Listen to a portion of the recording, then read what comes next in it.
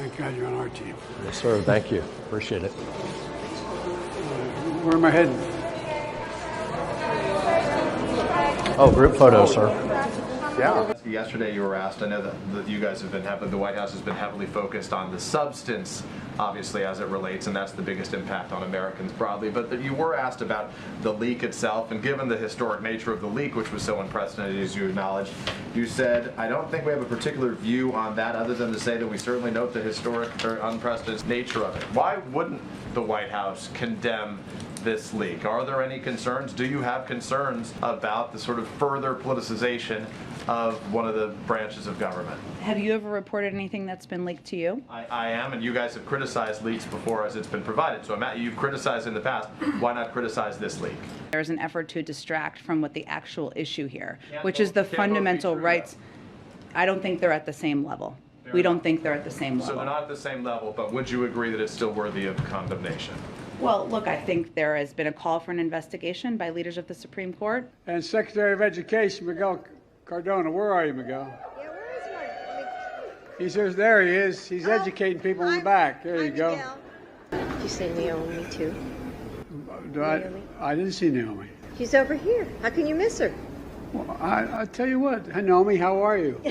That's my granddaughter, our eldest granddaughter. Focus we have right now is an urgent one in order to try to improve this, what we're calling it, fake or draft decision, whatever it is. I think that this is a waste of time. Right now, we do have a pro-choice Democratic Congress, and we passed the law a month ago, and last, I think, September. You did in the House. It's been a while.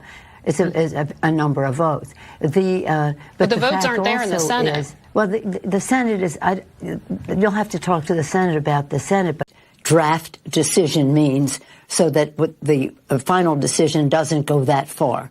The Chief Justice has said this is authentic, but it is not final. I don't know if he used the word authentic. He says real, but not final.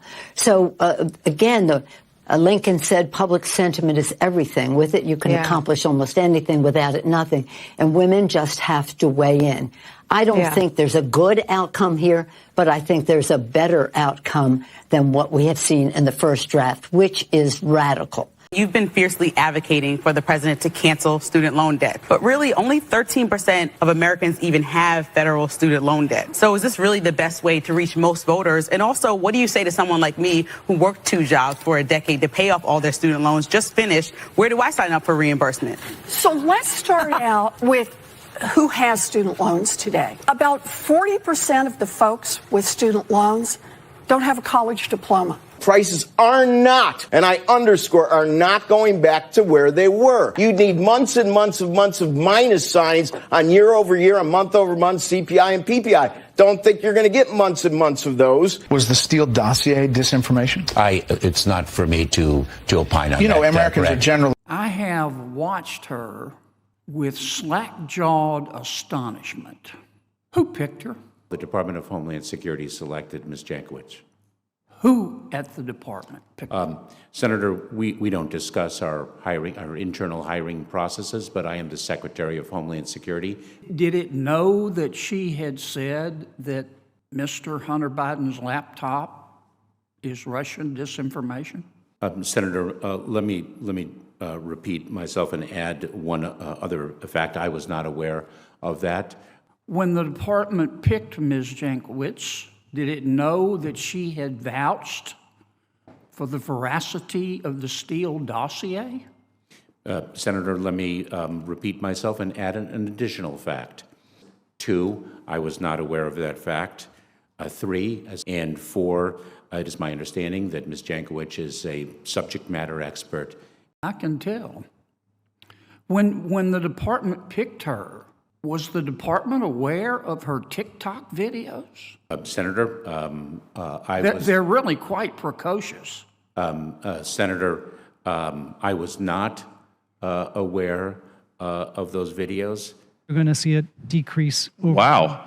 That is news. That is news, ladies and gentlemen, that this administration's position, you still clearly want to rescind Title 42, and you think that rescinding it will decrease illegal immigration at the border. So let's just talk about the facts here.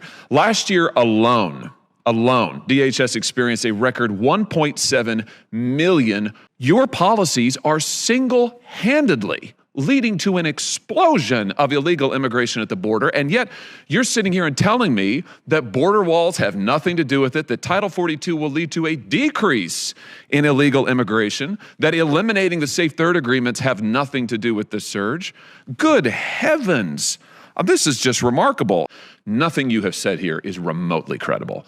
If you think that withdrawing Title 42 will decrease illegal immigration, I mean, I invite you to have that discussion with the members of this committee, maybe particularly on the Democrat side. I think they'd be fascinated to hear that. I mean, believe me, I'll help them. I'm happy to talk about your testimony today. I'll be telling everybody about it. Border illegally. I think you've got no idea what disinformation is, and I don't think the government's capable of it. Do you know who the greatest propagator of disinformation in the history of the world is? The U.S. government. Are you familiar with McNamara, the Pentagon Papers? Are you familiar with George W. Bush and the weapons of mass destruction?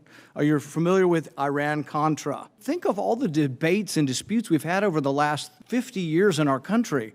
We work them out by debating them. We don't work them out by the government being the arbiter. I don't want you guardrails. I want you to have nothing to do with speech. You think we can't determine speech by traffickers is disinformation? You think the American people are so stupid they need you to tell them what the truth is? You can't even admit what the truth is with the Steele dossier. I don't trust government to figure out what the truth is. Government is largely disseminating disinformation.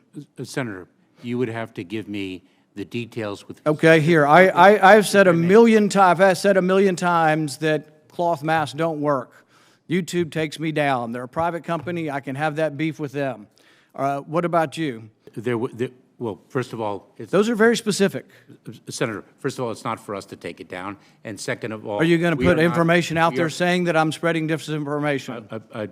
Senator, we are not the public health experts to make those determinations. So public health won't be part of the Disinformation Governance Board? No. Yes or no? Is public health going to be part of your censorship group? If somebody, allow me, because you're presenting hypotheticals that are vague, ambiguous. I just gave you a very specific one on cloth masks. I gave you a very specific one on immunity from previous infection. I answered your question, but let me answer. I have a greater respect for the American people than you do. I think the American people can figure out the truth. But the thing is if you are going to go around saying that you are the arbiter of information and of disinformation, I think you have no clue. And you don't have the perspective history knowing that disinformation, the largest progenitor of disinformation in our history has probably been the U.S. government.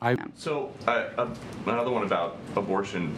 Why is the president talking about the judgment to choose to abort a child? Well, the president's view on a woman's right to make choices about her own health care is well known, well documented, well stated. He said abort a child. I understand, Peter, but what I'm telling you is what his position is.